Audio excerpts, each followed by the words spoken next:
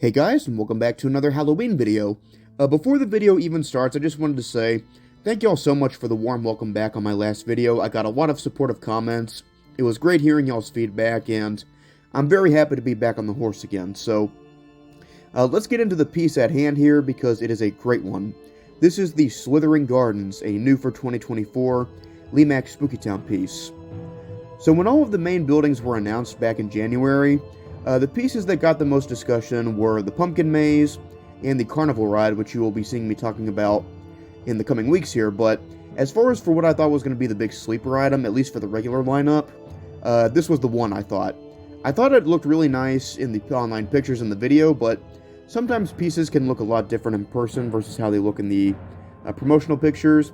This piece actually looks a lot better in person. So the theme of the piece is in the name, Slithering Gardens. It's a snake-themed garden. Now, Lemax this year, they really went after that garden theme. You have this piece, of course. One of the Michaels exclusives is another garden slash nursery, and you also have a lot of accessories that are part of that theme. But this one, though, really caught my eye because it's themed a little differently than the other nurseries that Lemax has made that are part of that man-eating plant theme. This one, instead, is themed with snakes, which is not something you see a lot of in spooky villaging. So, on top of the theming, you have got some stellar lighting going on. Now, there is no animation on this piece, but you do have some pulse lighting going on with the skull on top of the conservatory and the heart on the gazebo. You also have a pulsing green light inside of the piece, but the predominant color here is purple, and it looks gorgeous. Like, this is an excellently lighted piece. This is one where the online pictures, I think, really don't do it justice. To talk about some of the details here, of course, you have the giant snake that's looping around the conservatory, which looks great. With the conservatory, you have a bit of an internal scene with the plants inside.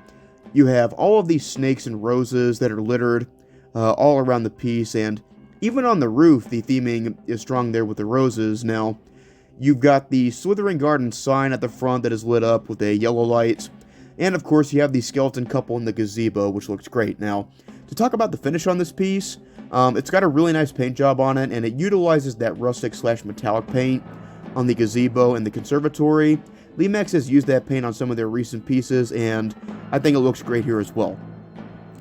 So for those looking to buy this piece, this one is going to run you around $60, give or take.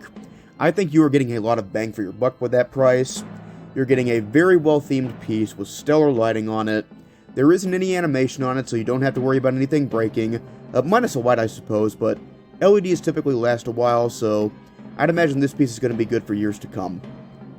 Now, something important to note here, this piece does not come with an adapter. It has a battery box on the bottom that you can use, so you can use an adapter on it, of course, but it does not come with one, so just keep that in mind. So while this piece is a garden at its heart, of course, and it would look great with all the other gardens that Lemax has had, like the Garden of Eden from a couple years ago, this would also go great in a Day of the Dead theme, for those of you who celebrate Day of the Dead. Particularly the tattoo parlor Lemax did a couple years ago. This would be a fantastic pairing with that piece, so you can theme this building in several ways, which I think is cool. Alright guys, so that was my take on the Slithering Gardens, an awesome new for 2024 building. The lighting is excellent on it, it's got a really good theme. The paint job on it's nice. You know, it's not a centerpiece necessarily, but still, it looks great, and I think they did a really, really good job with it. Alright guys, so that was my second review for the 2024 season. Once again, thank y'all so much for tuning in.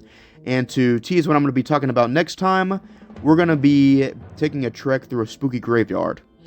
Alright guys, so once again, thank y'all for watching, and I'll see you then.